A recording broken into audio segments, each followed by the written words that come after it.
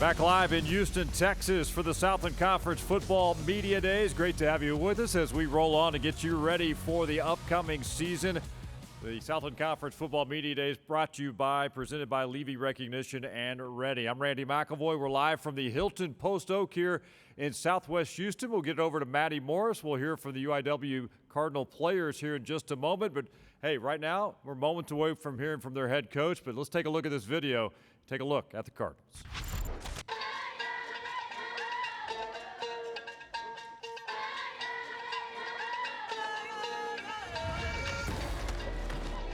They running right after me. Yeah.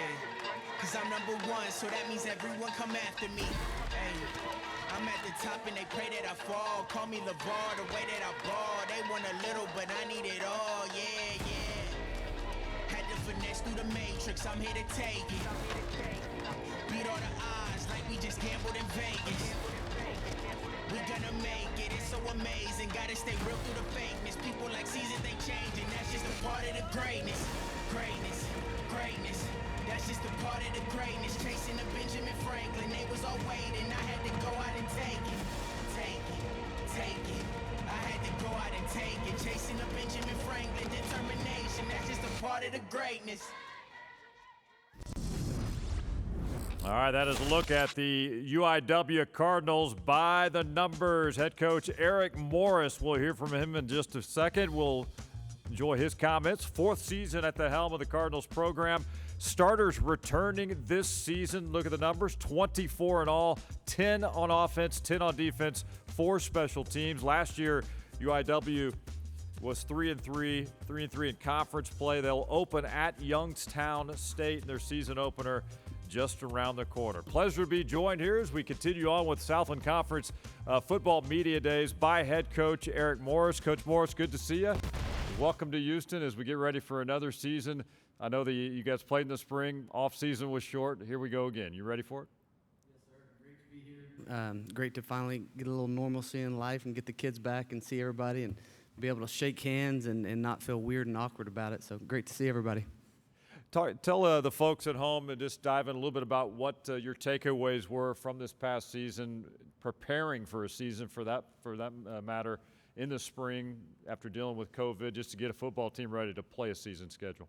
Yeah, it was super unique. I mean, talk about a year and a half full of up and downs. And so, you know, the one thing that I hated as a coach and being the leader of 105 players and over 30 people on staff was the amount of times that I had to bring bad news to every one of them throughout the last, 12 to 15 months. And I was the bearer of bad news from one time. We get geared up for the season, all of our kids back in their summer, and then season gets canceled, and then we think we're going to play. And then, and I think a lot of division in this conference last year. The fact that, some of the teams decided to play and some didn't.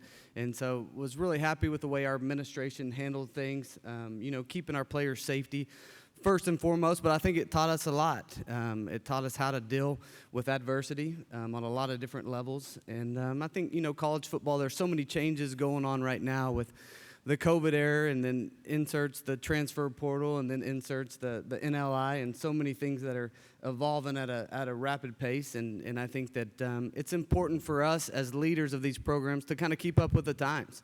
And it's important for us as a conference to keep up with the times as well. And so, I'd be lying if I didn't say I was not a little bit disappointed when some of the other Texas schools decided to leave. It's going to look different this year than what it has in the past. But I like the leadership that we have right now and the direction that we're moving. The teams, we're going to play quality opponents each and every week. We're going to have our we're going to have a tough schedule. Being able to play some of these teams twice is not going to be an easy thing. And so, we look forward to it. It's been a crazy year, full of adversity, both on the field and off the field for us.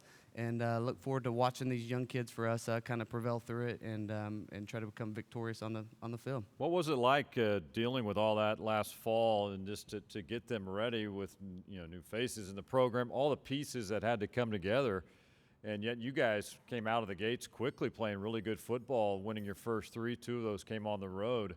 I know you were pleased with the start you guys had.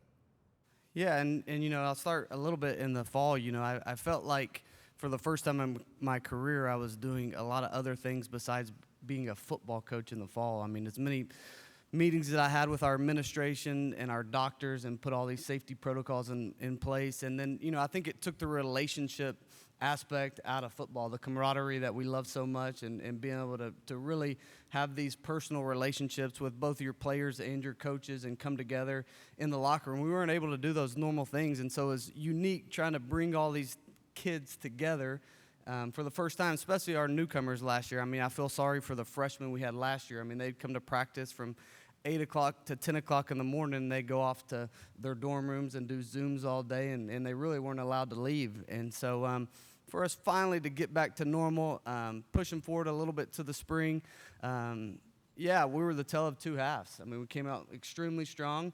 A bunch of freshmen that we played last year and thought that we had our ups and downs. And so, and we'll get to in a minute, our model this whole entire offseason has been finished, because the last 2 years, halfway through the season, we're at first place in the conference, and then we've had this dramatic fall off at the end. And that's something me as a head coach and our other coaches that we've worked hard to find the problem and figure out a solution for it. So that's something that we work towards, and we have to get better in a lot of areas. I think we were explosive at times on offense, but at times we didn't play to help our defense out.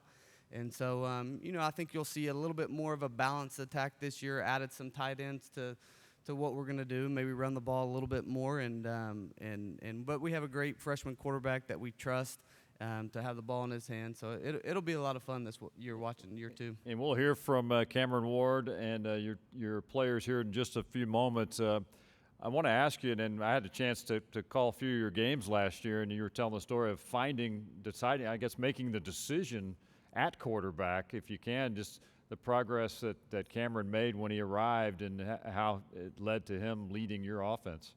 Yeah, and that's one thing, that when I look back on it, I think COVID was actually a blessing for Cameron and our team, because when we first got there, I mean, Cameron was our number 3 quarterback.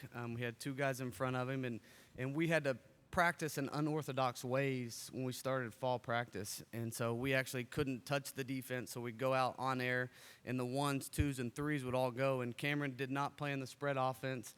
And even though he's from, the state of Texas, right south of Houston, playing the triple option, he came to our camp. We loved his arm talent, what he was about. But so he had some work to do to kind of figure out our offense, how to play in the gun, how to make these reads. And so what was nice was we got him so many more reps than what he normally would have gotten in just a normal year. He was able to progress at a rapid rate.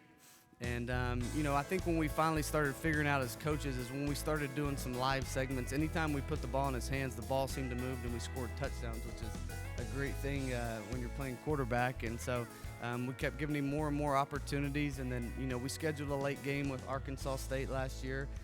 And I had about 3 weeks to figure out who the starting quarterback was going to be, and just brought him and John in and said that, we're going to give you equal reps with the ones, and may the best man win. And whoever I felt like was going to give this team the best chance of winning on Saturday was who we're going to go with. And he's someone that didn't bat an eye, competed his butt off each and every day, has worked hard. He's in the office all the time meeting with our quarterback coach. So I'm not surprised. He's a coach's kid from here. Great football and basketball player, and I think he's just getting started on his journey. You've had a chance to work with some young quarterbacks at your previous stops, Texas Tech, Washington State, also at the University of Houston.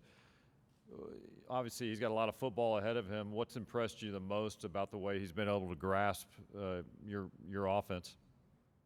Yeah, I mean, I think that's what you don't know really is how fast people are going to be able to process information out there on the field when the bullets start flying. And, and I think we saw it in practice at a consistent level that he was able to do it, and that's going against our defense and scout team. And so I think we didn't truly know until we got into that McNeese game. But, I love the calmness that he has, the confidence that he has. To go out there and he really was not bothered by, he has the same demeanor whether he throws a touchdown or interception, which I love. I think he'll continue to grow. He's a young kid who needs to continue to mature in a lot of different ways. But I've been impressed that, he wasn't a part of these 7-on-7 leagues, growing up with, a quarterback guru, going to all these different camps at different levels since he was 6 and 7-year-old, like all these other kids that, he's kind of a self-made man. He's super competitive and loves to win at all costs out there. So I think the sky's the limit. It's been fun to watch how fast he's been able to progress, though, in the first, 8 months he's been here. All right, so the short off season, what kind of how have you addressed that? Because it's unique, you guys playing and the other teams playing a spring schedule. How have you designed kind of the off season to get ready and get healthy again to get to work here shortly? Yeah, I think I started off designing it with the fact that that I have a beautiful wife, a 5-year-old son, and a 1-year-old son at home. And just me knowing myself is I knew I needed to decompress and spend a lot of time with my family. Yep. And so even though, there were some silver linings through COVID, we were able to spend a little bit more time with our family. But I thought, we had practiced for almost 9 straight months of football, had played 6 games coming out of it. And then I knew, we were going to go on a camp circuit. And then these coaches were going to need some time to be away from it and recharge the batteries a little bit. So tried to give the coaches a little bit more time off throughout the course of the summer. Had the kids back working out during the summer. They needed to get bigger, stronger, faster in the weight room. So many things we lost through the COVID protocols on our campus. And so yeah, I think that they're coming back right now refreshed and ready to get back and grind this thing out with our kiddos. I asked some of the other coaches the same question. This conference obviously had a national champion with Sam Houston, and how do you guys, as a conference moving forward, what do you take from that, big picture wise, of the talent base that's in this conference year in and year out, knowing, hey, they just won a national championship. Why can't we? Do you, as a coaching staff, do you guys say, and throughout the conference, say this conference top to bottom is loaded? Yeah, and I think you even look back the year before that, and they weren't even a playoff team in this conference. And so, yeah, I think that this conference top to bottom is as good as any. And, at times I think it gets to where we even beat each other up a little bit too much during the course of a season. And so, yeah, we've gone back as a staff, and we've watched the whole games together of Sam Houston. In the middle of the third quarter, it was 21-14. That's the same exact score that they had in the national championship game. And we were down a couple players because of COVID. Only took 5 offensive linemen into that game. Which none of those are excuses, but just to show our coaches and our players how close we truly are right now. And as they showed this year too. It takes a lot of great skill, determination, and then a couple things to go your way. They were in some tight battles and were able to kind of persevere through some tough situations. But they had an older squad. A great defense, a great quarterback, and so yeah, I think it shows us that hey, this is definitely something that's doable, even for us as early as next year.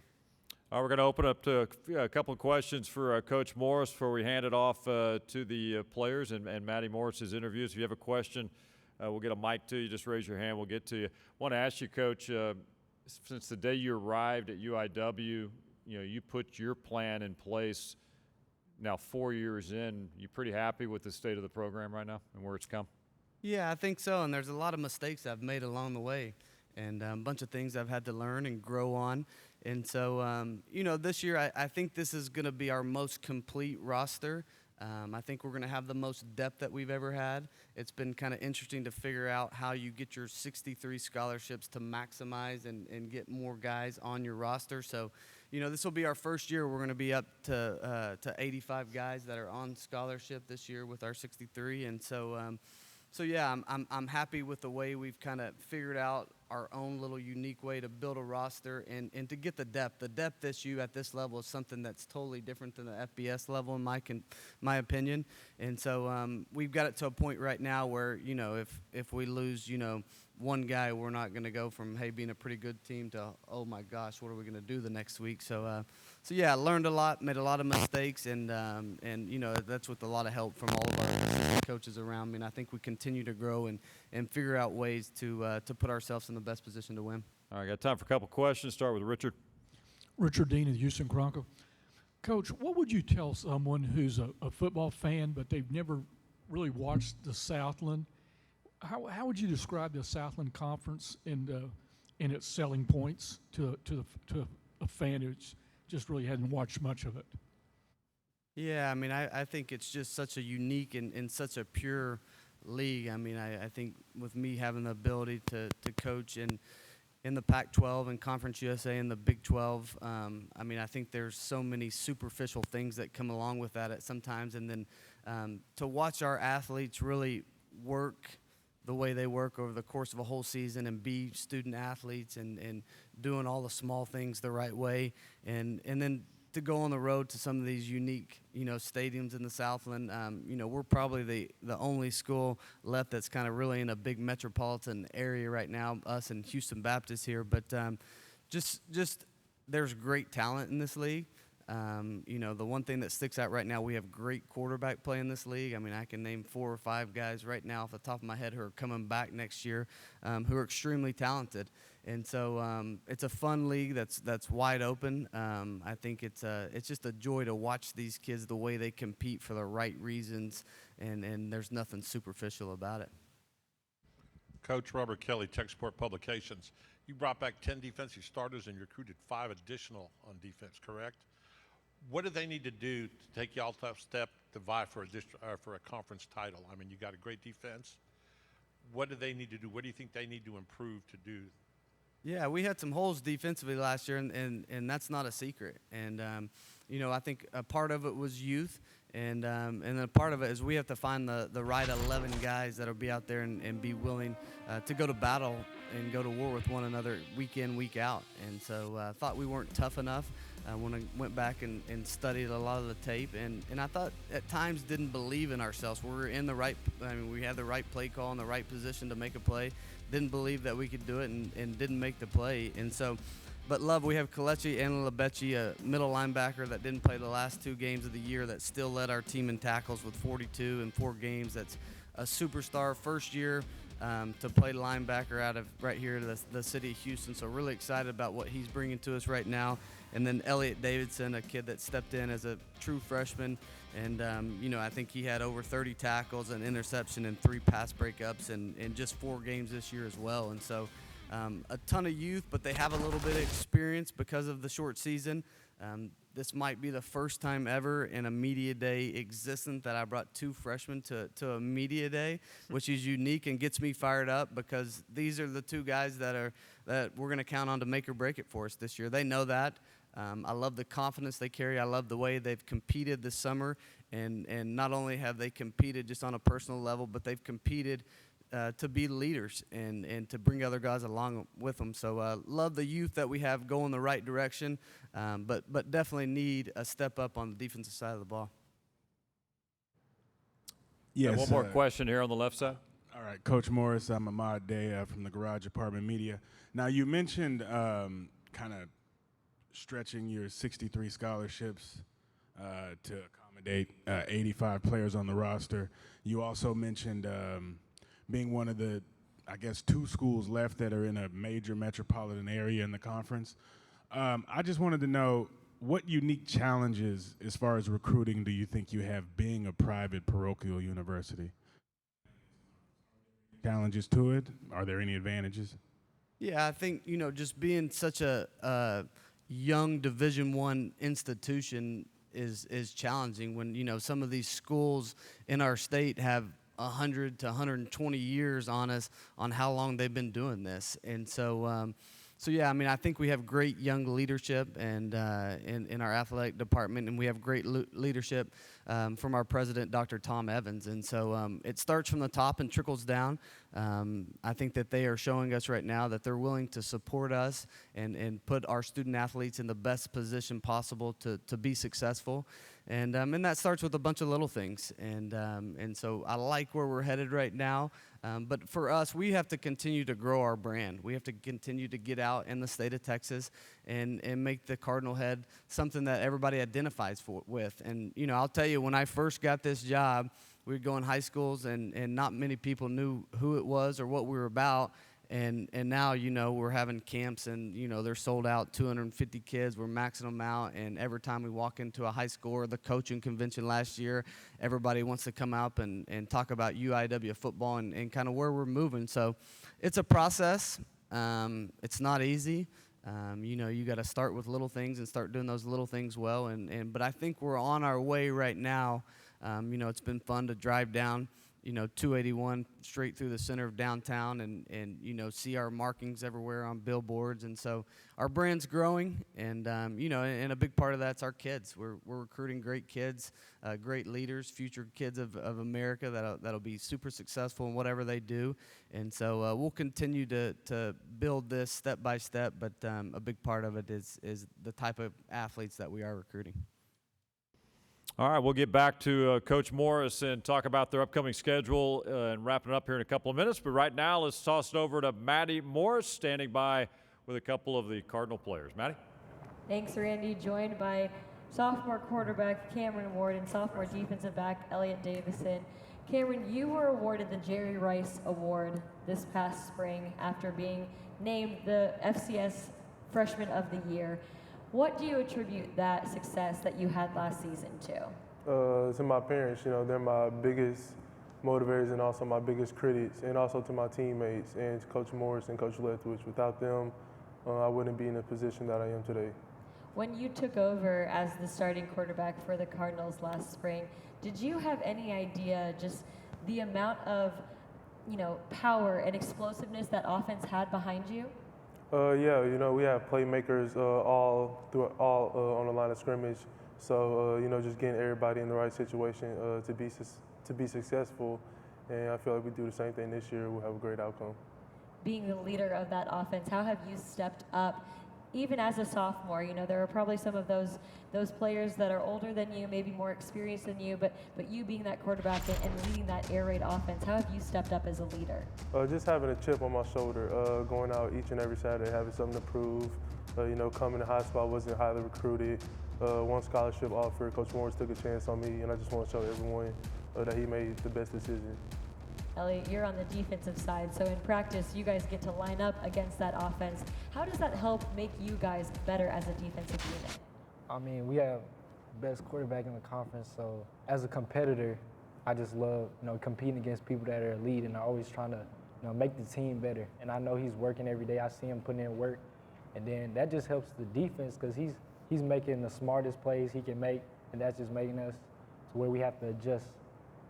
So, yeah. Based off of just how you guys were able to do last year, what improvements and what do you think as a defensive player and just as a unit you need to work on a little bit and improve on for this upcoming season? I feel like last season we weren't as close, especially defensive-wise. Like the unit, we weren't a unit last year. I feel like this past season, COVID, we've just been able to grow together. And I think that's what we've really been missing. What do you look to accomplish individually this year and also as a leader on the defense?